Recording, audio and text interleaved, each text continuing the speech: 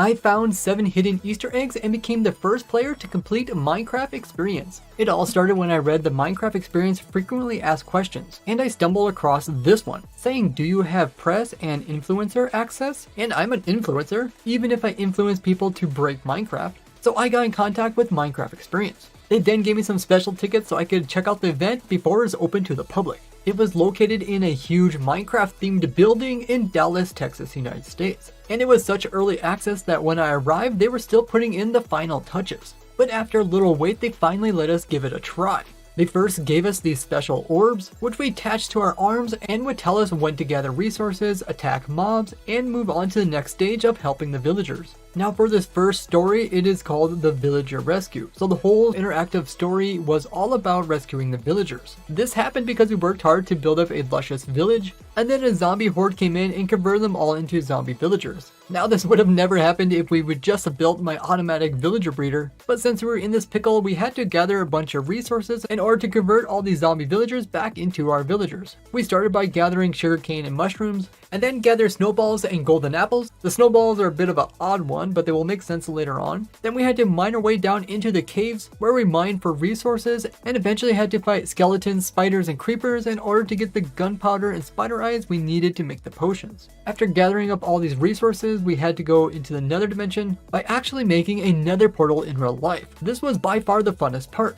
Putting lava and water down and then collecting the obsidian and building a portal, we eventually got the nether portal lit. But going through only got us stuck in between dimensions. But we eventually found our way into the nether dimension where we had to cross this lava lake. After parkouring across, we then used our snowballs to take on a bunch of nether mobs. Once we cleared them all out, we then got attacked by blazes, which is the last ingredient we need for the potion. So using our snowballs, we actually hit the blazes, collecting all the blaze rods, and even took on a boss blaze. With these final ingredients, we went out of the nether dimension and placed all our ingredients into the brewing stand. Once we brewed up the potions, we were able to rescue all the villagers by converting them back. Afterwards, we browsed all their villager experience merchandise and got appetizers, and there was also some Minecraft themed drinks. It definitely made you think of the different Minecraft potions with the different colors, and even some of them were alcoholic. Then we got to chat with the developers and the staff of the event. This is where I learned the first juicy information. That is when it comes to the new Minecraft Experience Cape. They will email out the Cape code 1 week after attending. And then that code is used here on the Minecraft Redeem page, which will get you the cape in Bedrock Edition, and then after a little bit of delay, it will also show up on your Java Edition. And since I was the very first person to complete the event, I'll be the first person to get the cape. But there is some downsides to being first, as there was some glitches during the event. And as you guys know, I love finding glitches in Minecraft, and this was no different for the event. So after talking to one of the Mojang developers, Craig Lee, who actually worked on a lot of different Minecraft things throughout the years, including helping with the Glow Squid and the Minecraft Championship 15-year anniversary cape, he told us that there's at least 3 things that are incorrect inside of the Minecraft Experience event. But before we head off to try to find these Easter eggs, he also told us of a funny story that when they were actually building this event, during the water scene, he noticed that they put in a silverfish swimming through the water. And he asked him, why is there a silverfish in the water?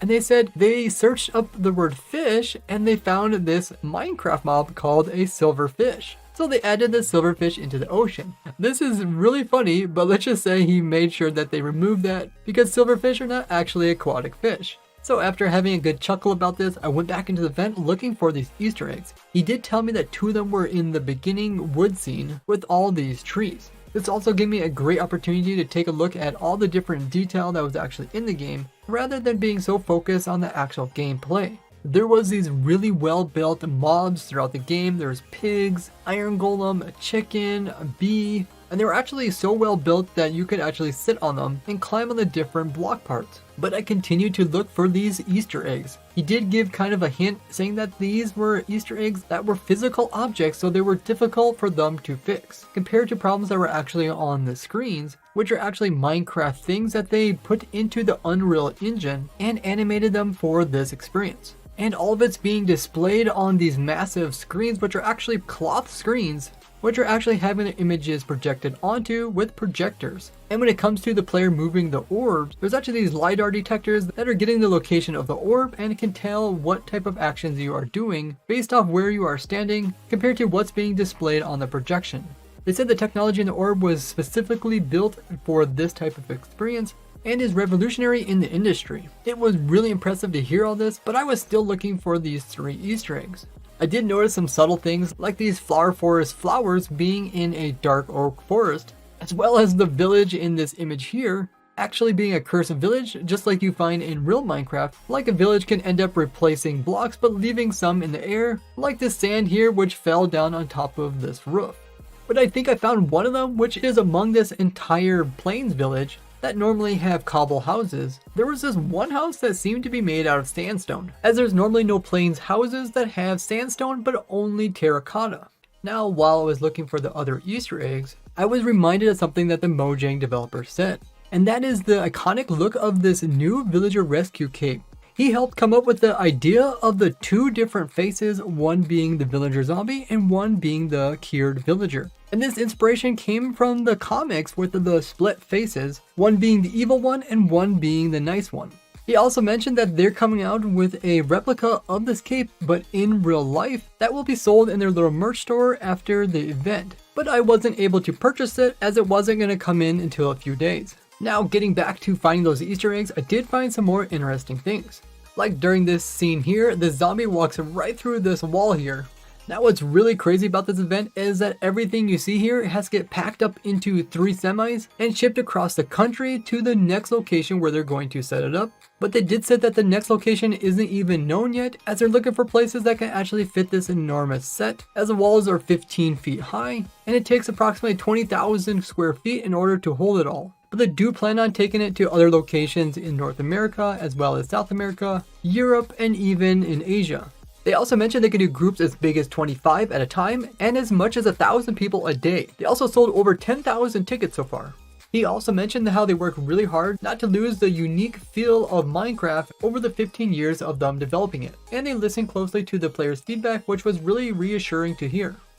Now, while playing, someone did say that they thought they seen a koala in the jungle biome. Maybe this is a sneak peek for a future Minecraft update. But one of the managers also mentioned earlier that there is purposely an Easter egg in one of the trees here in this swamp/jungle scene. So maybe the koala is that Easter egg.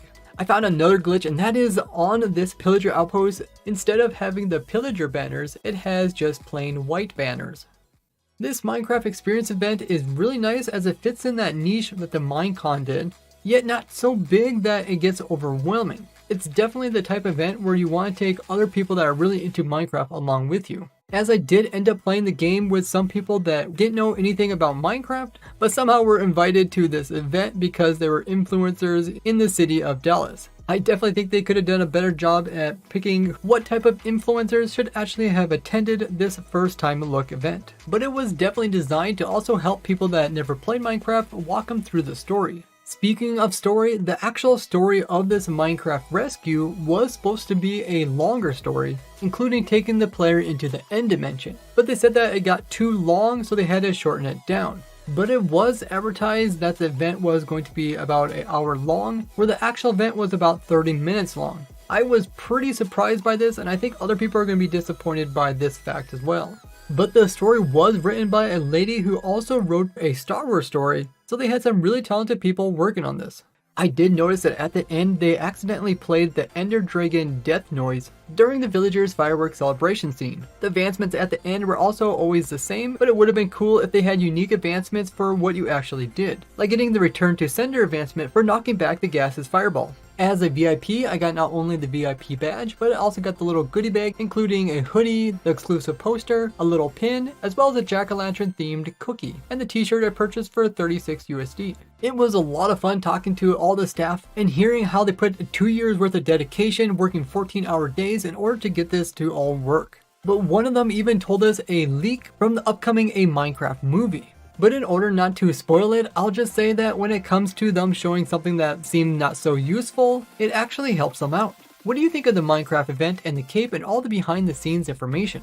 And congratulations to Elder Killer for being the winner of the Minecraft Experience ticket sweepstakes. There's still time for you guys to win the free Minecraft account, so check out this video if you're interested for that. And I want to thank all my supporters which make things like this possible for me. Thank you all for watching, I'll see you in the next one. Bye bye!